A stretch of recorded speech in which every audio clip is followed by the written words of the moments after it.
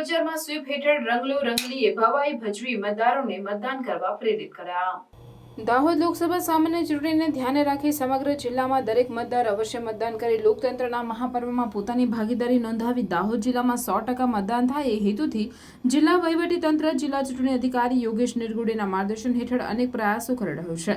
Sweep અભિયાન હેઠળ ગરબાડાના હાટ બજારમાં રંગલો રંગલી દ્વારા ભવાઈ ભજવી મતદારોને મતદાન કરવા પ્રેરિત કરવામાં આવ્યા હતા। જાહેરમાં ભજવાયેલા ભવાઈ થકી મતદાન જાગૃતિને લગતા વિવિધ સંદેશાઓ આપી 100% મતદાન કરવા માટેના શપથ લેવામાં આવ્યા હતા।